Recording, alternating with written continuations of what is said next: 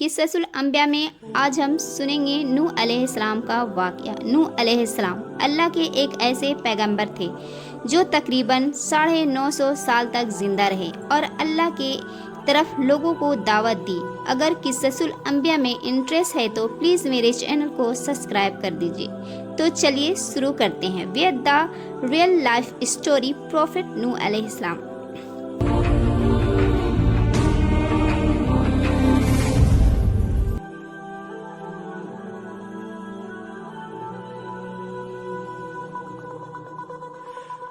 حضرت آدم علیہ السلام کے 1000 سال بعد نوح علیہ السلام تشریف لائے۔ حضرت آدم علیہ السلام کے بعد یہ پہلے نبی ہیں۔ نوح علیہ السلام کو زمین پر سب سے پہلا رسول بنایا گیا۔ حضرت نوح علیہ السلام کے نبی بنائے جانے سے پہلے تمام قوم اللہ کی توحید اور صحیح مذہب کے روشنی سے پوری طرح انجان بن چکی تھی اور حقیقی معبود کی جگہ خود کے گڑے ہوئے بتوں نے لے لی تھی۔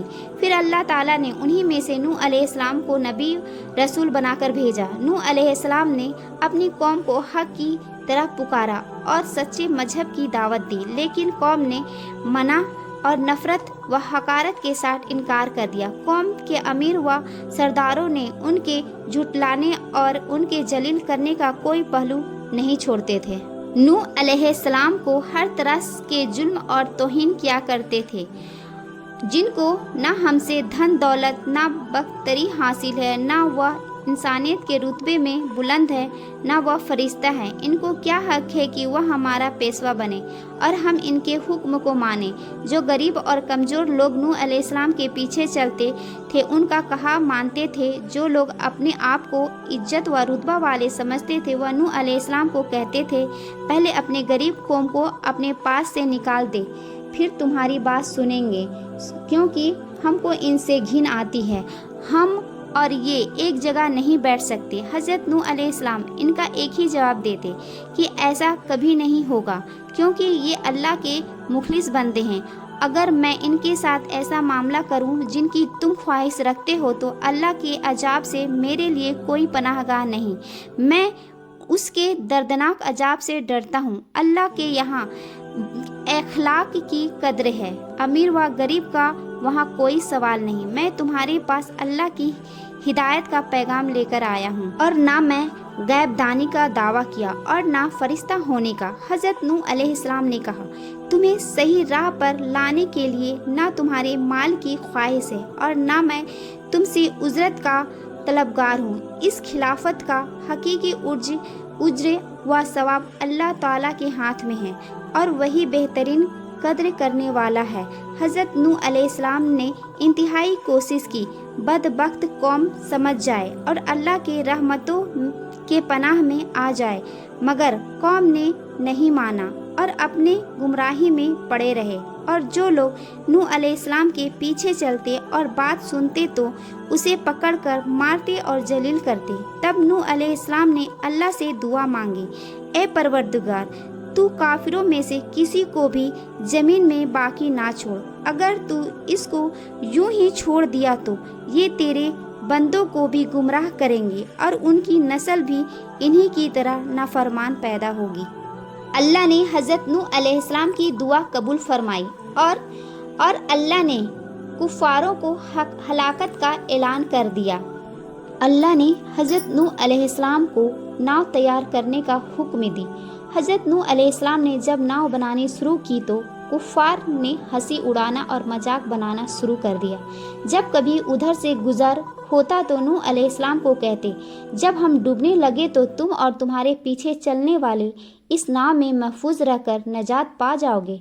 کیسے مورکھتا والا خیال ہے۔ حضرت نوح علیہ السلام نے ان کے مطابق انہیں جواب دے دیتے اور حضرت اور اللہ کے حکم کے مطابق کاموں میں لگے رہے۔ اللہ تعالیٰ نے ان کو حقیقتوں کا حال پہلے ہی بتا دیا تھا۔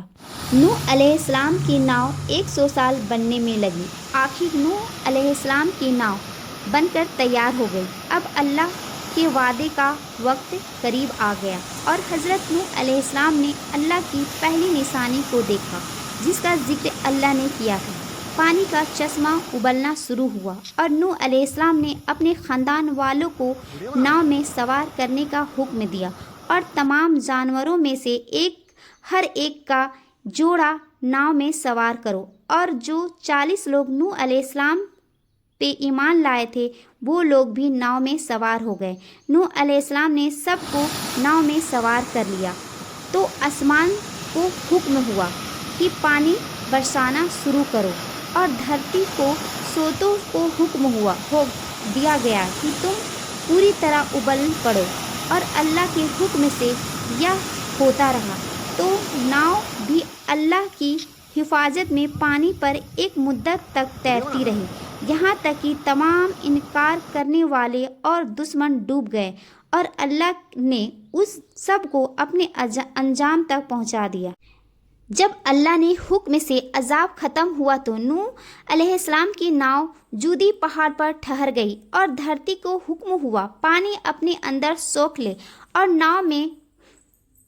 नाव में पनाह लेने वाले ने सलामती के साथ अल्लाह की ज़मीन पर कदम रखा। और नूह अलैहिस्सलाम का बेटा नाफरमानों में से था। अपने बेटा से कहे कश्ती में सवार हो जाओ, उसने साफ इनकार कर दिया और कहा कि मैं तूफ़ान से बचने के लिए सबसे ऊंची चोटी पर चढ़ जाऊंगा। फिर एक आंधी तूफ़ान ने उसे हलाक कर दिया, और जो बच गए थे वहाँ से उसकी नस्ल शुरू हुई। कुरान मजीद ने साफ साफ कहा है कि हज़रत नूह अलैहिस्सलाम ने अपनी कौम की 900 साल तक तबलीग व दावत करते रहे। कुरान मजीद में हज़रत नूह अलैहिस्सलाम का जिक्र 28 सूरतों में 43 जगह आया है। ये था नूह अलैहिस्सलाम का पूरा वाक़या। आप क़िस्सतुल अंबिया का कैसा आपको नूह अलैहिस्सलाम के वाक़ये से क्या सीख मिली? आप हमें कमेंट्स में ज़रूर राय दें। मिलते हैं नेक्स्ट वीडियो में। अपना और अपनों का ख्याल रखें। जज़ाकल्लाह फ़ी अमानिल्लाह।